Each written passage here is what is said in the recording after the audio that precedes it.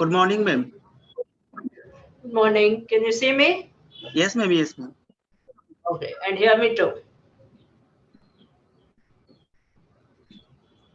Can you hear me? Yes, ma'am. Your voice is audible. Good. Good morning, ma'am. Good morning. Good morning, ma'am. Good morning. Happy Independence Day to all of you. Same to you, ma'am. Happy Independence Day. Same to you, ma'am.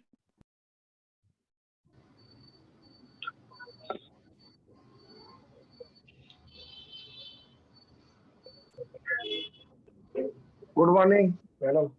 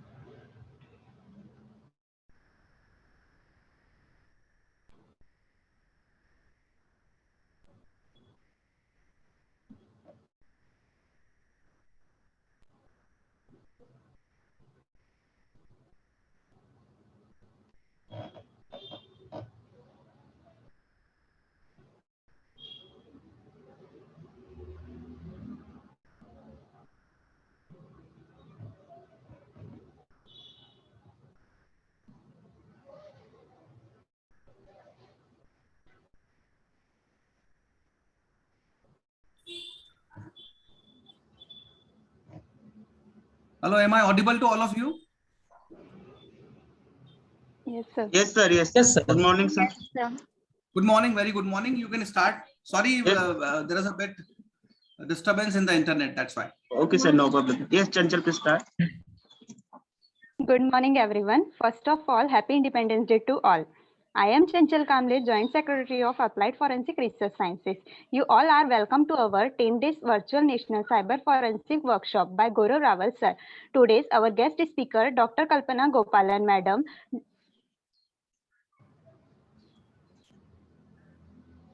Dr. Kalpana Gopalan, madam, IAS is a composite public policy professional. A true versatility, she wears many hats: practitioner, policy maker, scholar, author, volunteer, and mother. She secured the 19th rank in the All India Combined Civil Services Examination 1987. Her 33-year work experience in the Indian Administrative Service spans land administration, energy handicrafts, urban management, public distribution system, sports, rural development, youth training, and educational. He is now the Additional Chief Secretary, Labour and Public Grievance, Traditional Government of Karnataka. Our next speaker, Gaurav Rawal sir. Professor Gaurav Rawal sir has worked with various institutions in Indore as an assistant professor and head of the department, Computer Sciences, and more than 9 years, amounting to the total experience of more than 19 years in the academic as well as in corporate sector. His illustration career began as an IT professional in the year 2002 and later as an assistant professor in October 2006. Professor Gaurav Rawal sir has earned name and prominence in the police department for the unmatched skill to the solve cyber security issues through his training session. He has been associated with Police Radio Training School PRTS Indore as guest faculty for various national as well as state level prevention awareness program and training courses. Professor Gaurav Rawal sir has also been associated with Police Training College PTC Indore as a cybercrime trainer, IT expert to give training to the newly recruited constable about various subjects related to the cybercrime and its investigation. Now, I would like to Mr. Rakesh Mia sir, please welcome our chief guest.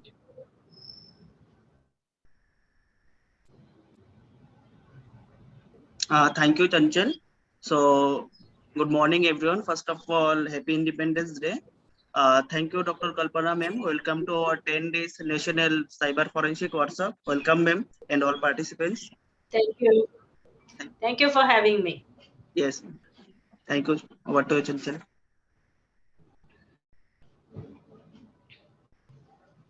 Now, I would like to call Mr. Vijay Pancha sir. Please welcome our key speaker, Gaurav Rawal sir. Thank you, Chanchal. And good morning, everyone. And happy Independence Day to all. And heartily welcome Mr. Gaurav Rawal sir in 10 days workshop, Virtual National Cyber Forensic Workshop. Thank you, sir. And heartily thanks to all participants to join us in this workshop. Please continue, ma'am. Thank you, sir. Now, I would like to invite our chief guest, Dr. Kalpana Gopalan, madam. Please, ma'am, tell us about cyber forensic. Thank you all. Good morning to all of you and happy Independence Day. Let me begin with congratulating the organizers of the AFRS for putting together this extremely relevant workshop. Glancing at the 10-day schedule of the workshop, I found it to be both detailed and comprehensive. Therefore, in my inaugural address, I will only place before you certain pointers as to the direction of discussions to make the workshop fruitful and impactful. Forensic science is a comparatively new field, and cyber forensics is even newer. India has launched projects such as the National E-Governance Plan, Digital India, and such other programs that are technology-driven. From simple cases of broadband theft to sophisticated cases of satellite hacking, cyber forensics is therefore going to play a major role. The surge of technological advances seems to challenge the archaic ways of collecting and generating evidence. The intangible nature of digital evidence, coupled with the fragile, dynamic, and vulnerable structure of the internet, poses inherent obstacles in collecting and preserving digital evidence. There are different fields of cyber forensics, and every field in itself is very difficult to practice. Even for basic application of cyber forensics principles, we find law enforcement agencies, public prosecutors, and judges struggling. The entire case against a cyber criminal can be jeopardized the moment a faulty police investigation begins. We have police officers and intelligence officers in India who have wonderful investigation capabilities. However, not all of them can apply these investigation technologies in cyberspace. The dearth of adequate techno-legal skills, coupled with lack of expertise in collecting such evidence, has led to a rise in cyber crimes in the nation. Therefore, my first brief to you is to examine in detail the technical aspects and challenges to cyber forensics. As technology develops, crimes and criminals also develop along with it. Digital forensic experts use forensic tools to collect shreds of evidence against criminals, and criminals use the same tools for hiding, altering, or removing the traces of their crime.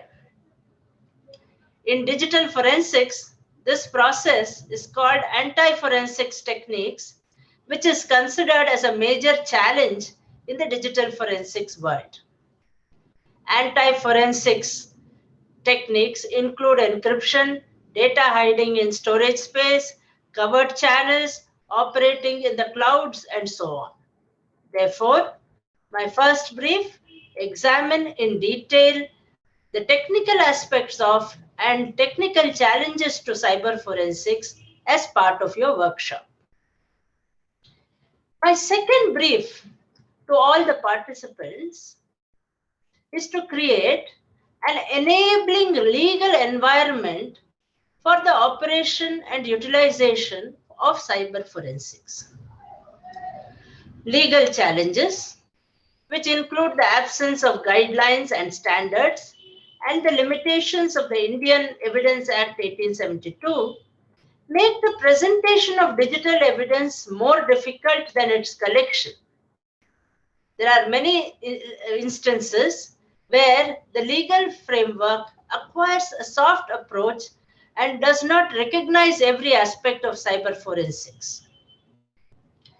In Jagdev Singh versus the state, the Honorable High Court of Delhi held that while dealing with the admissibility of an intercepted telephone call in a CD and CDR, which was without a certificate under Section 65B of the Indian Evidence Act, the secondary electronic evidence is not admissible and cannot be looked into by the court for any purpose whatsoever.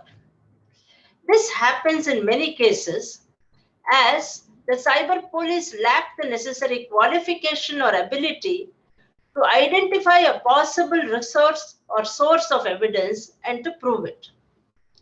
Besides, most of the time, electronic evidence is challenged in the court due to its integrity.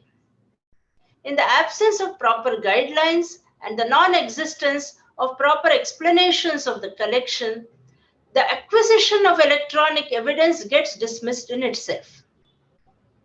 There is need for a specific national law which is applicable to everyone who is involved in a digital forensic investigation or dealing with it to provide any service, tool, or software which is used for investigation purpose. Law enforcement assistance must be available in both physical and virtual form for help during the investigation. Therefore, my second brief is look at the creation of an enabling legal environment for the practice of cyber forensics. My third and final brief is to explore ways and means to build capacity and augment digital and human resources to practice cyber forensics. As the rate of crime increases, the number of data, the quantum of data also increases, and the burden to analyze such huge data increases on a digital forensic expert. Digital evidence further is more sensitive as compared to physical evidence. It can easily disappear. For making the investigation process fast and useful, forensic experts use various tools to check the authenticity of the data.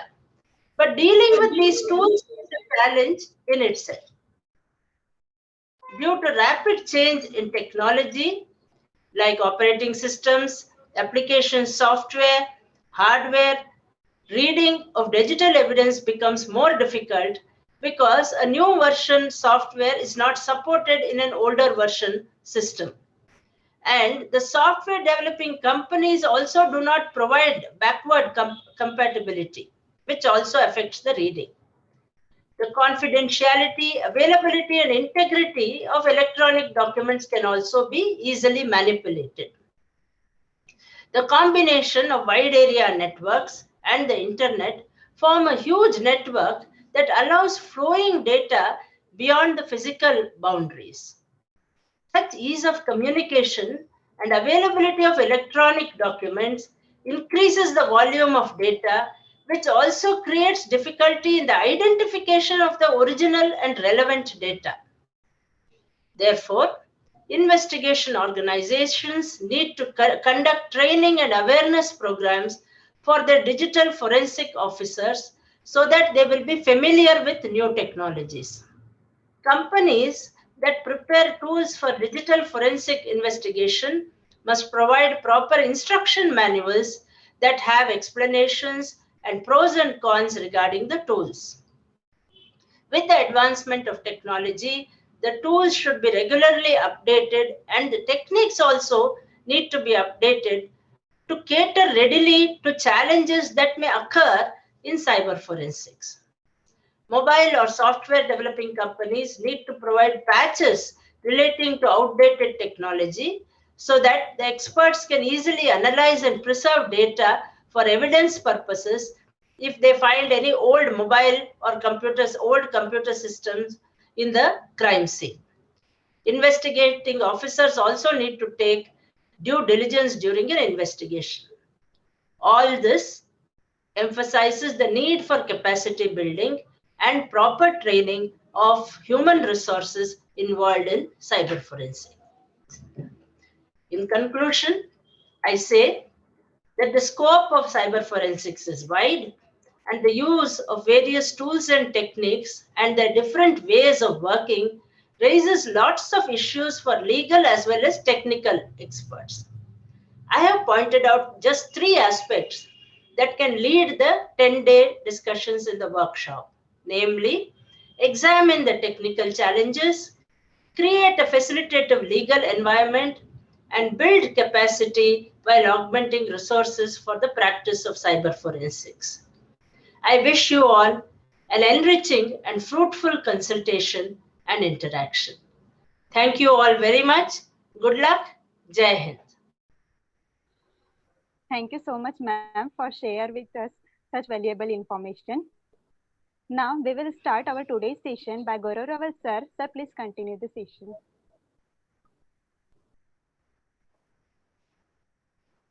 So first and all, good morning to all of you.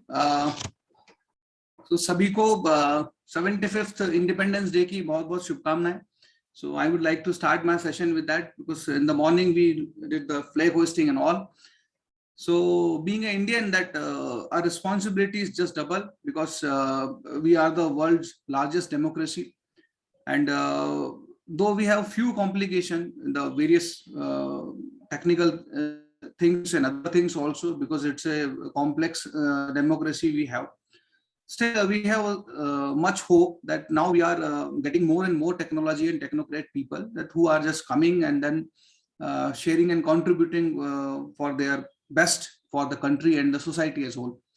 So मैं सबसे पहले तो जो पूरी team है applied forensic research की, उनको सभी को बधाई देता हूँ, स्पेशल राकेश मिया को और उनकी टीम को, और जो 2 हमारी और जो लेडी इनके साथ में टीम मेंबर है, और मैडम को भी धन्यवाद देना चाहता हूं. जैसा कि मैडम ने बताया कि now we are struggling with that the latest tools regarding that cyber forensic and all. So still we are just trying to update ourselves because these all tools and techniques now we are borrowing from the abroad.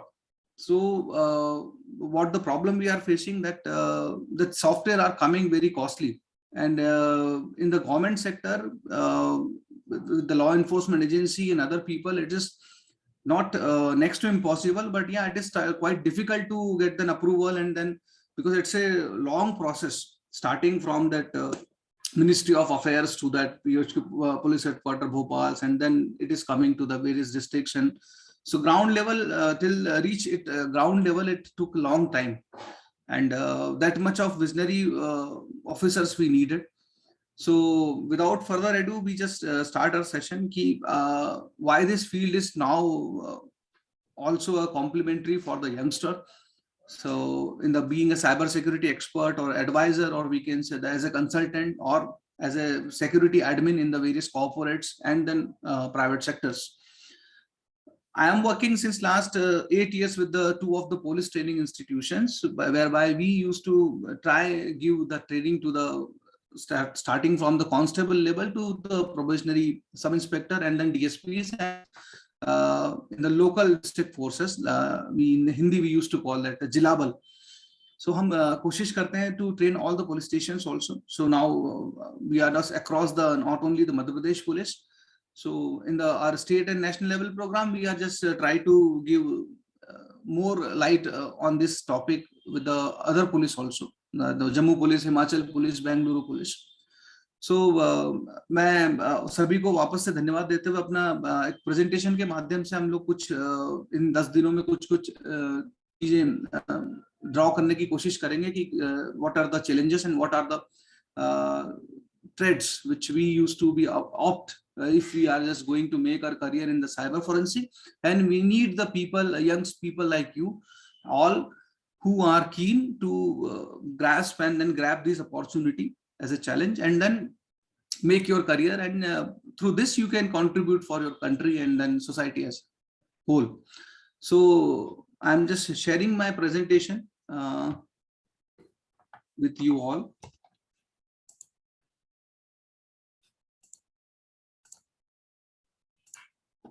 So I hope my presentation is visible to all of you. Yes, sir. Yes, sir. Please continue, sir. Yes, sir. Fine. Okay. In between, I'll just try to confirm with the whether my work coming properly or not, or presentation is visible. So please, one of you, please say yes, or only with the thumb print, please make sure that I'm visible, audible to all of you, and visible too. So Yes, sir. without further ado, we'll just start our session and then try to get more draw on this topic. So सभी को धन्यवाद देता हूँ, madam को भी धन्यवाद देता हूँ कि उन्होंने अपना कीमती समय निकाला और आप लोगों को एनकरेजमेंट दिया, आपकी यंग टीम को यू कंसल्टेड मी एंड आपने एक नई पहल की और जिसकी बहुत जरूरत है हमारे देश में सभी एजुकेशनल इंस्टीट्यूशन में, क्योंकि हमारे पास we do not have any framework. See, cyber crime is not only remain the one country or one region problem. Now it become the multi-dimensional and multinational problem. But as compared to the other countries, if we are just compared to our country, हमारे देश की अगर हम तुलना करें, so in the US, a 5th class standard student is having cyber security and cyber crime in their syllabi. उनके पाठ्यक्रम का हिस्सा होता है cyber security और cyber crime, जो कि हमारे यहाँ अब हम लोग जागरूक हुए हैं. अब 2-3 वर्षों से काम करने के बाद अब now from this year the CBSE started invented as a cyber security 1 or 2 units. Still it is not in the primary section. They started in the higher classes with 11th 12th subjects of information practices. But हमारे वहाँ जो एक बच्चा है, specially after the pandemic, जितना हम internet use कर रहे हैं, ये शायद हम इतना इंटरनेट और इतना डेटा हम आज से 5 साल बाद करने वाले थे. लेकिन चूंकि ये महामारी आई और वैश्विक रूप से सभी को इसने घेरा, और चूंकि we were stuck at home, तो हमारे पास कोई ऑप्शन नहीं था ऑनलाइन आने के बगैर. तो अब हमने हमारे एक 5th स्टैंडर्ड या 5 ईयर 6 ईयर ओल्ड चाइल्ड को भी हमने एक हैंडहेल्ड डिवाइस दे दिया, मोबाइल डिवाइस, और उसकी ऑनलाइन क्लासेस शुरू कर दी, जिसके बाद वो भी उसमें कुछ अपना ज्यादा से ज्यादा इंटरेक्ट करता है डिवाइसेस से, starting from the middle classes and then higher classes and then college going students and then businessmen and then corporate sector and the other proprietors. They all shifted and their employees shifted on this virtual world, or we can say the cyberspace. But we could not provide them a security measures and security framework that is needed in India. और इसीलिए हम लोग पहल कर रहे हैं पिछले कुछ वर्षों से कि हम लोग जागरूकता और इस तरह के प्रोग्राम चलाएं. But only for with the 1.5 hour program or 45 minutes program on the cyber awareness, it is not possible to cover all the aspects of that. It need a proper course and framework, and I am thankful that you all give this as a keen interest. तो हम लोग start करते हैं हमारा session. कि अभी situation क्या है. So I hope my screen is fully visible to all of you. Rakesh? Yes, sir. Yes, sir. So first and all, I would give congratulate to all of you on 75th Independence of India. Bharat का स्वाधीनता दिवस के 75 वर्ष की वर्ष का सभी को मैं बधाई देता हूँ और जय हिंद बोल के अपना प्रोग्राम स्टार्ट करता हूँ because I am associated with the police, so it is very common protocol when you used to say jai hind to all the superior and subordinate also. So हम लोग start करते हैं. Within 10 days that we will try to draw more light on the aspects which is need to take care, especially in the case of cyber forensic. और अगर हम forensic की बात करें तो हम बात करेंगे कि forensic में क्या क्या covered होता है और क्या चीज forensic में आएगी and why it is important, अब क्यों इसकी relevancy बढ़ गई है. तो हम लोग start करते हैं कि अभी जो situation है, especially after post COVID या जिसको बोलते हैं COVID spread के बाद की. So now FBI also committed that cyber crime worldwide increases by 630%. You can imagine that 630%, not one time, two time, it's more than 600 times. So you can imagine that what is the relevancy and importance for each and every sector of that social life also as well as the government sector also. So हम लोग आए दिन कुछ ना कुछ देख रहे हैं कि किसी का ट्विटर हैक हो रहा है, किसी का फेसबुक हैक हो रहा है, because the cyber criminals and then people who are just behind this kind of crime, we usually consider this crime as a white collar crime, which does not need any group or any gang, which needs only one device, maybe handheld device, laptop or tablet, or we can say mobile, which with the one internet connection and one mobile SIM, and you can commit a crime with 1,000 of people seated at home or seated at the remote area. So that is why it is not increasing, because we all were stuck. तो सब लोग अंदर थे, तो बाकी जितने crime थे, चाहे रॉबरी हो, चाहे स्नेचिंग हो, चाहे अदर तरह की कोई जो क्राइम हो, वो तो नहीं हो पाए क्योंकि we all were at home. तो कोई सोशल क्राइम या किसी तरह का कोई हैरेसमेंट का कोई क्राइम इतना नहीं बढ़ पाया. लेकिन एक ही क्राइम था जो सबसे ज्यादा इंक्रीज हुआ है, because criminal does not have any other choices. So उन्होंने भी फिर वही उसको रास्ता चुना कि हम सबसे ज्यादा जो घर में बैठे हुए लोग उनको कैसे हम चीट करें और बिजनेसेस को कैसे हम लॉस करें और उनका डेटा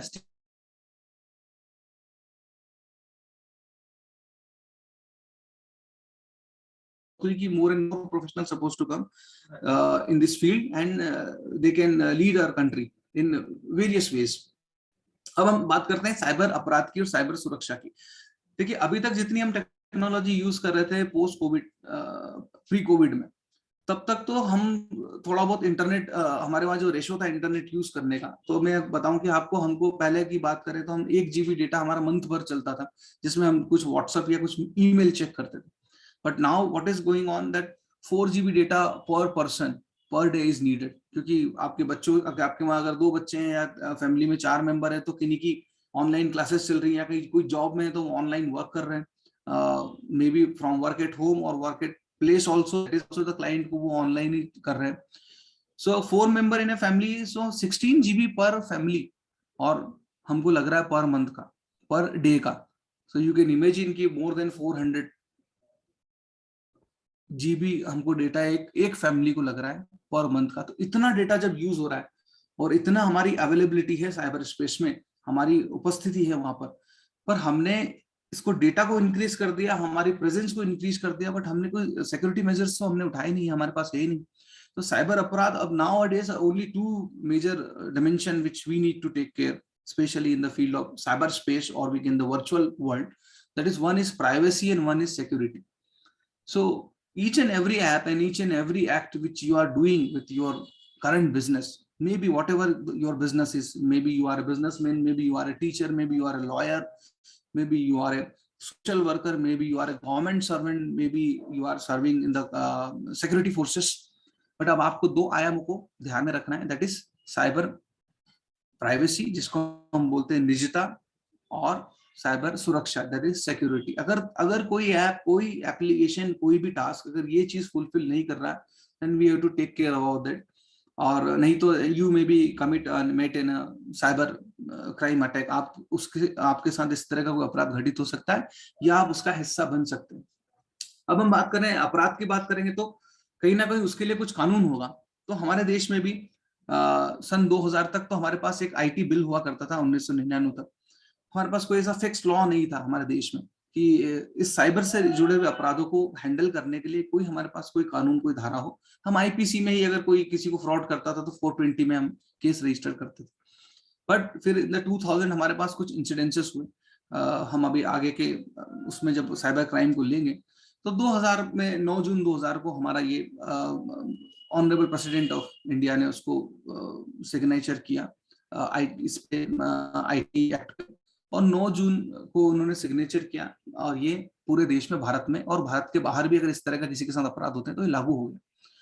पर ये जो मैं बात कर रहा हूँ ये 20 वर्ष पुरानी बात है, 21 वर्ष पुरानी बात है, जब हमारे पास सिर्फ डिवाइस के नाम पर एक कंप्यूटर होता था या लैपटॉप होता था। तो उस समय जो परिभाषा थी साइबर अपराध की भारतीय सूचना प्रौद्योगिकी अधिनियम 2000 के तहत, वो बड़ी सीमित थी, लिमिटेड थी, बड़ी ही कस्टमाइज थी कि वो ऐसे अपराध जो सिर्फ और सिर्फ कंप्यूटर से किए जाते हैं वो साइबर अपराध में आएंगे। क्योंकि हमारे पास कोई हैंडहेल्ड डिवाइस उस टाइम ज्यादा नहीं थे, हमारे पास गैजेट्स नहीं थे, हमारे पास स्मार्ट वॉचेस नहीं थी, हमारे पास ऑनलाइन डोर लॉकिंग सिस्टम नहीं थे। तो उस समय जो परिभाषा हुई वो ये रही कि साइबर क्राइम कंप्यूटर के उपयोग करके अगर कोई अपराध करते हैं तो उसको हम साइबर अपराध मानते थे। लेकिन जल्दी हमने इसमें संशोधन किया क्योंकि हमारे पास नए नए तरीके के अपराध फेस होने लगे। Law enforcement agency registered a different type of cases under the IT Act provisions। तो तब हमें पता चला कि सिर्फ कंप्यूटर नहीं, दूसरे भी कुछ उपकरण हैं, उनके थ्रू भी अपराध हो सकता है। तो हमने इसको संशोधन किया। पहले 2000 के नाम से जाना जाता था इसको, इंडियन IT एक्ट। सो इसमें 13 चैप्टर्स होते थे, बाद में हमने इसको 14 चैप्टर्स की, एक चैप्टर बढ़ाया। कुछ हमने अंडर सेक्शंस जैसे 66A हमने हटाई, ऑनरेबल सुप्रीम कोर्ट ने इसको असंवैधानिक करा दिया है। तो ऐसे ही कुछ हमने धाराएं हटाई और कुछ धाराएं बढ़ाई। तो अब जो हमारे पास एक कॉम्प्रहेंसिव जो परिभाषा या जो उसको बोलते हैं समग्र जो हमारे पास परिभाषा है, जो डेफिनेशन है साइबर क्राइम की, वो ये कि किसी भी तरह का क्राइम किसी भी इलेक्ट्रॉनिक डिवाइस से। सर कुछ लोगों को हिंदी समझ नहीं आ रहे, तो sir can you speak in English? हाँ, fine. Yes sir, that's, thank you so very much. हाँ, so now earlier the computer definition of cyber crime was that any crime committed using computer was considered as a cyber crime.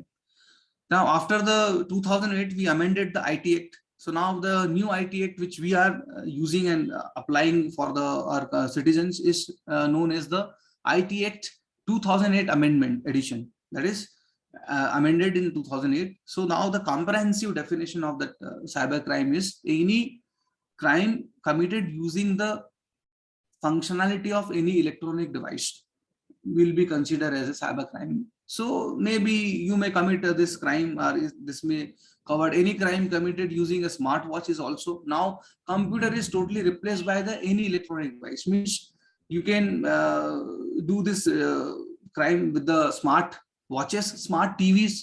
Nowadays even that the automobile sector, the high segments, the luxurious cars and the vehicles we are getting, that having the GPS and other devices controlled by that their internet. Now earlier it was the internet of things. Now internet things is there. Now there is no internet of things. There is no IoT. This is internet things. So all the things are using by the internet may be hacked because it may be having one program comprises with one chip, and chip is comprises with codes, and these codes may be easily vulnerable, easily cracked and hacked by a specialist, a person who is having those kind of coding knowledge, and due to this any crime will be committed. You may knowing that we have one device which is implant inside the heart, that is something known as pacemaker. So usually it is implanted by the cardiac surgeon. So for maintain and manage the heartbeat of particular patient's heart, which is it is coming low, so that pacemaker is managing and heartbeat and pulse. This device is also comprises with one chip, and this chip is also comprises with one codes. So if you are capable of to hack those codes or do some manipulation with these codes, you can easily make one seriously sick or may die. So this kind of crime is also considered as cyber crime. So any electronic device, maybe it is implanted in someone's heart, or any smart watches, smart TVs, GPS operated any devices. So this crime is usually committed in two ways. One is whether your device is making as a tool, or to make your device as a target. Means your device is the target, and all the information is available in your device will be used, or will be corrupted, or will be stolen by the cyber criminals. Or another way is your device may be used as a tool, and their target may be a different person or different system, but through your device they used to hack. Suppose if you are made in financial fraud, so naturally their intention is to get or steal your money from your concerned bank, but they use your mobile device to get the OTP. So maybe they maybe give you offer, or a fake link, or pressurize you, or advise you to download some remote access program, or maybe they may encourage you to scan some QR codes. So